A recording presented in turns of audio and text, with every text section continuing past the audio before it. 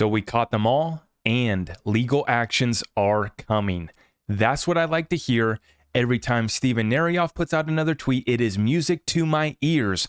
Listening to this guy sound the alarm, blow the whistle, call it whatever you want, exposing the truth that not only the XRP community, but every good American and every good person across this planet is so desperately wanting right now. We just want the truth.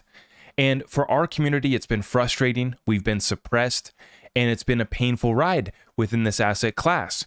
But what we have now is evidence, the facts on our side to not only get the SEC out of the way of Ripple, out of the way of the XRP community, but also really pushing back against the three-letter agency known as the SEC, the bureaucracy beast that includes all of the other alphabet agencies that are overruling us with, their overreach and the extension of power that is not given to them by the Constitution.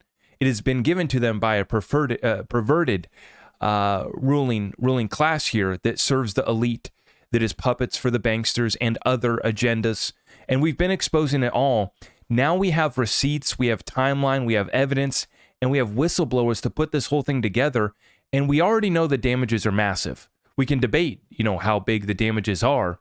And some of the damages we'll never be able to get back because we're going to have a loss of life. We're going to have folks go bankrupt. We're going to have folks lose their 401k and have the equity in their businesses and real estate wiped out during this time. In a separate video, I'm actually going to be sharing how Jamie Dimon, and I was just listening to Larry Fink do a little fireside chat. These guys know what's coming. They know the sacrifice is coming. And JP Morgan, Jamie Dimon says, we're going to survive it. It's going to be just fine.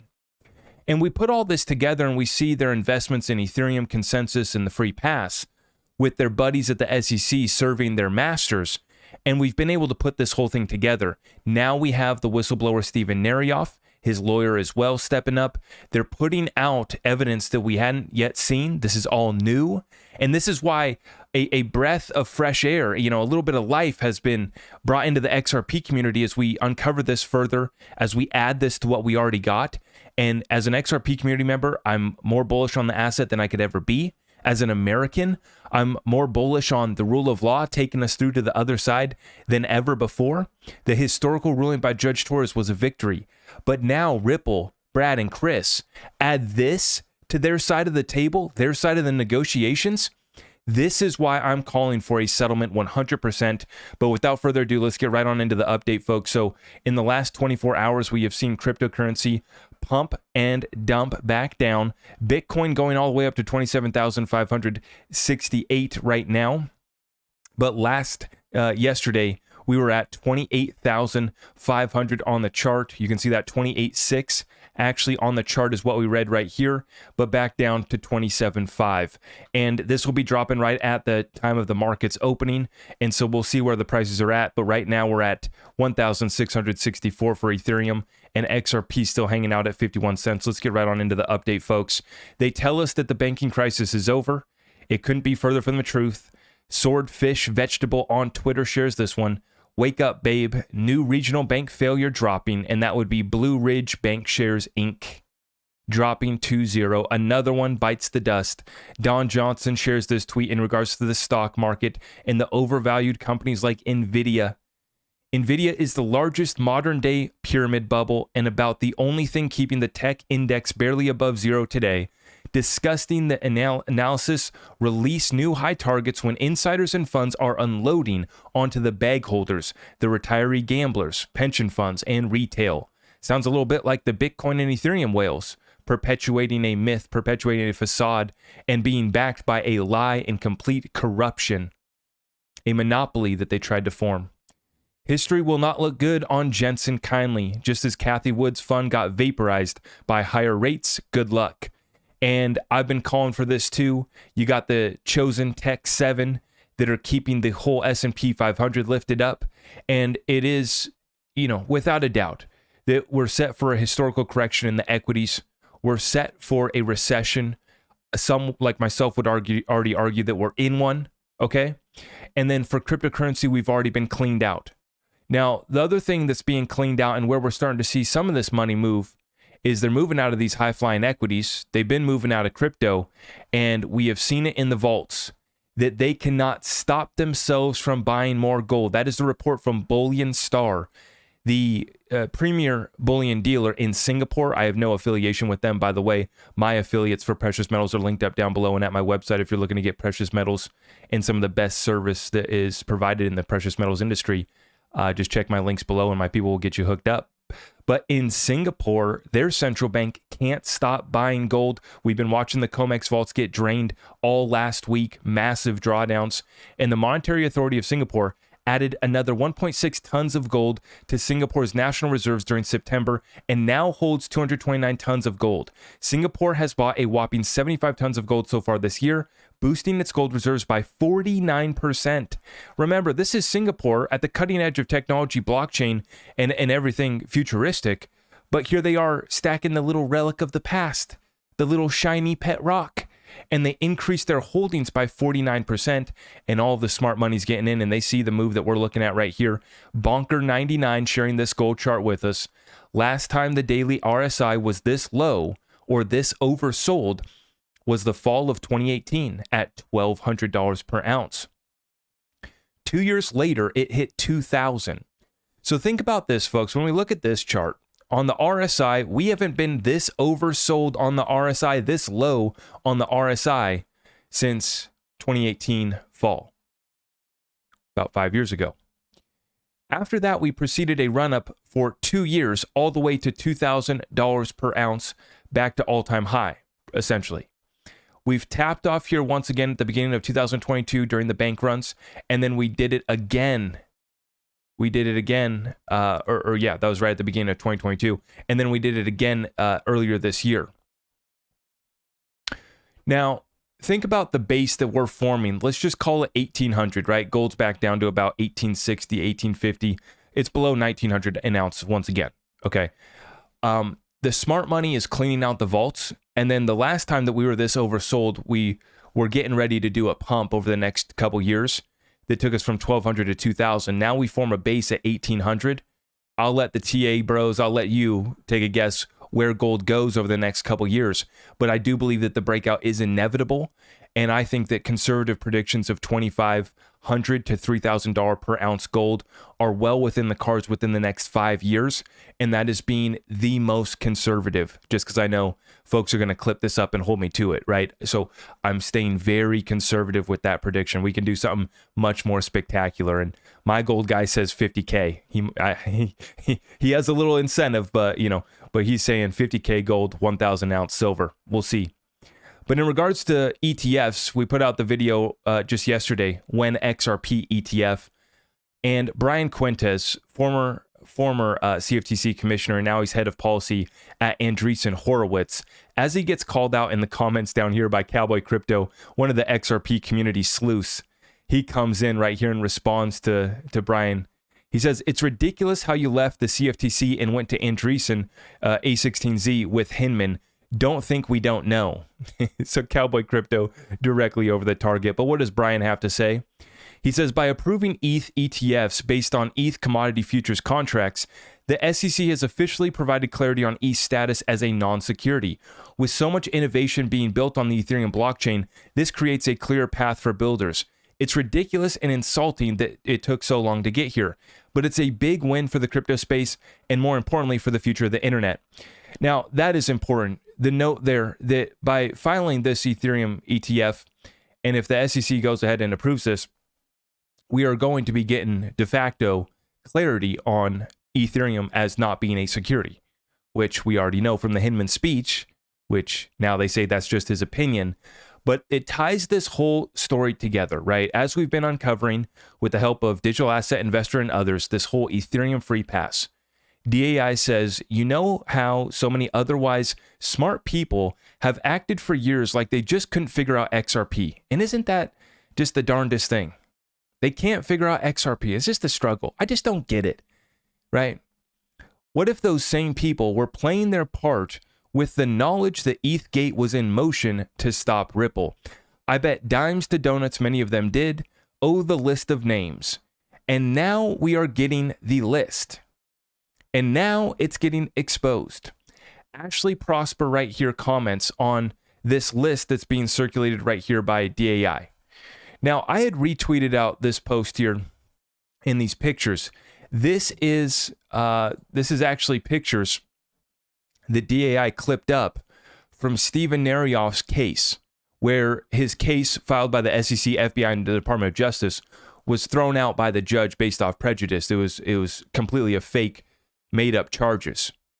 But they're talking about these names, and I'm not going to go through all these names, but it includes, Vitalik Buterin, Charles Hoskinson, Patrick Byrne, Joseph Lubin, Mike Novogratz, all of our friends, right? Barry Silbert, Roger Ver, Rand Neuner, which, I retweeted out DAI twice on this tweet. The first time I said, no wonder Rand Neuner didn't want any piece of the conversation with the Steven Narioff whistleblower when John Deaton was on the Twitter space with Mario Nafal, and I was tuning in with many others. Maybe you got to listen to that. Rand Neuner wanted no part of that conversation.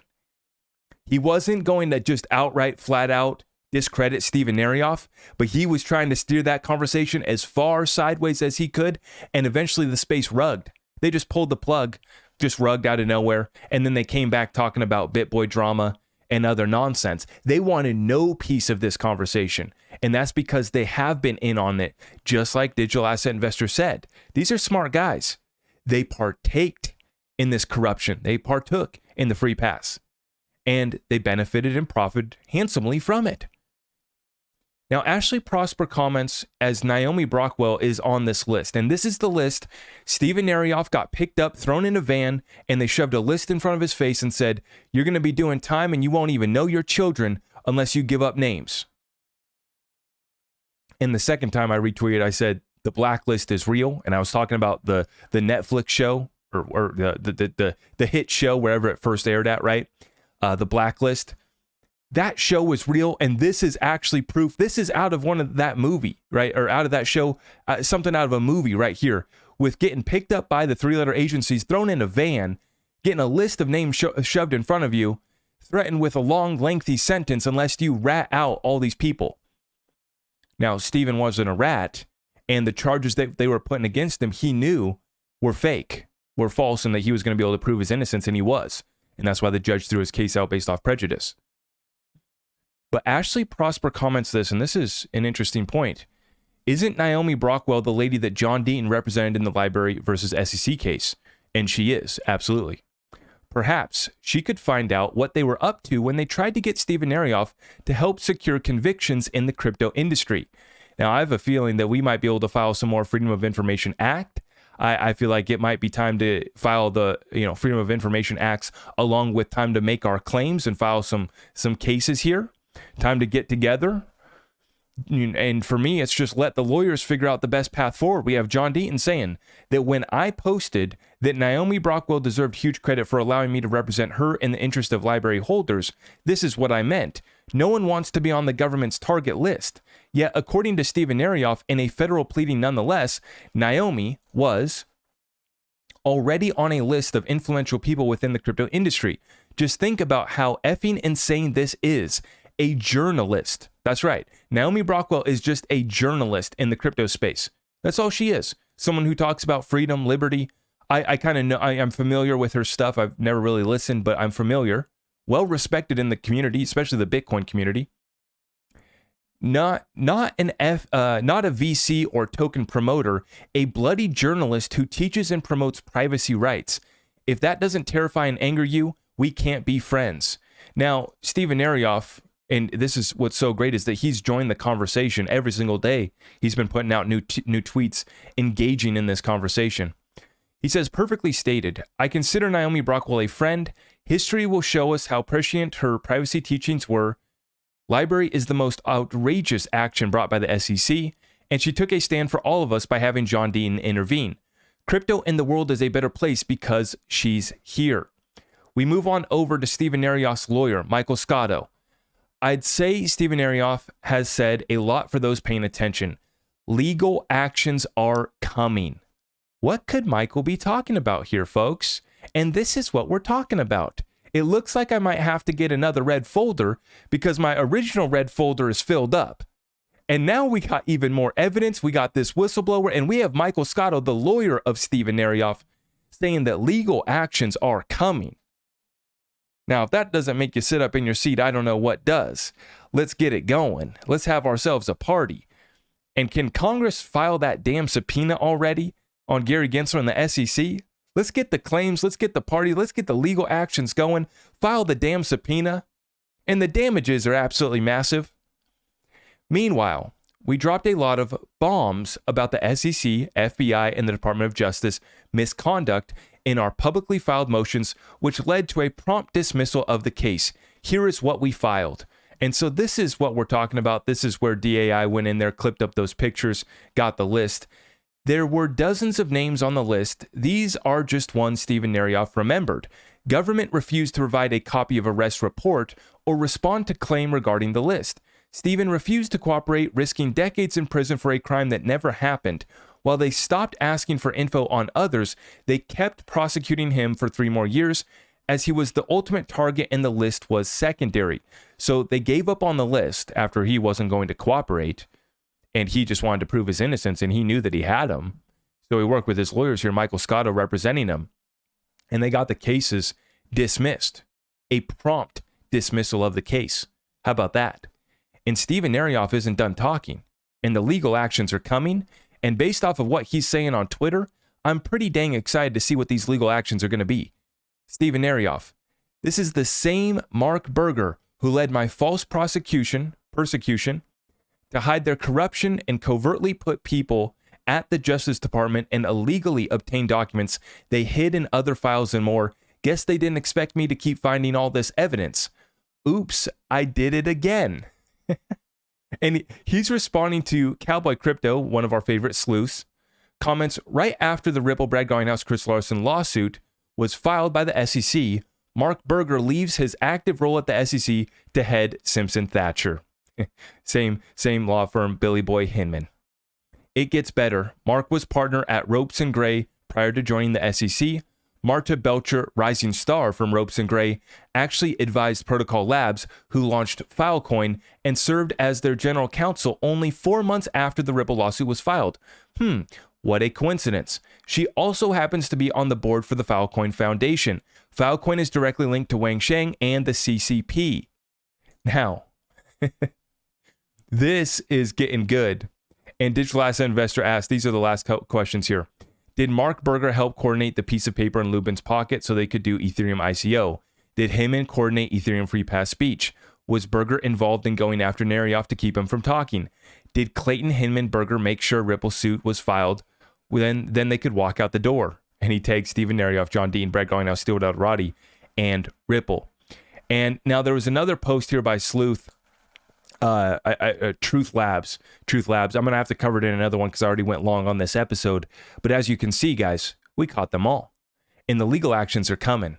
And I'm going to have to get another red folder because my first red folder got filled up.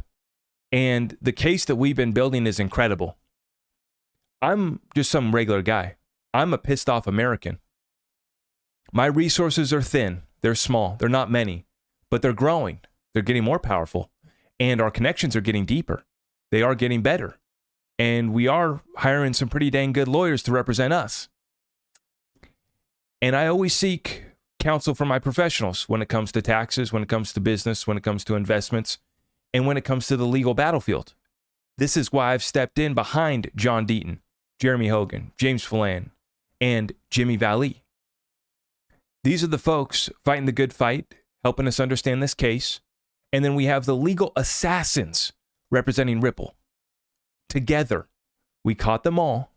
My suspicion is that Ripple, in an effort to put this whole ordeal behind them, just get set free, is going to settle up the charges. But they've sat back and allowed all of this continue to get exposed. And Brad Garlinghouse confirmed at the proper party that he was listening to Jeremy Hogan and others in the XRP community to help understand the case better, what to expect next, what kind of precedent we're dealing with. He specifically shouted out Jeremy Hogan and others. He was listening to the YouTubers like Jeremy Hogan. This is the community effort that we're talking about. This is why Ripple threw the proper party. And as I said, it's time to go celebrate XRP community. And after we go celebrate and turn up, we get back to work. because the fight's not over. And this is bigger than just the XRP story. And the damages are absolutely massive. And now is not the time to let up at all. It's time to double down. Our community needs to remain strong. They will continue to try to shake us out. We have entered a bear market recession. It's going to be tough as hell. But at the end of the day, we're fighting for something bigger than making some crypto gains, bro. We're fighting for saving our country, providing a future for our children, and I'm so excited to bring you guys with me on this journey. Let's keep up the fight. God bless you all, and I will see you in the next one. Take care.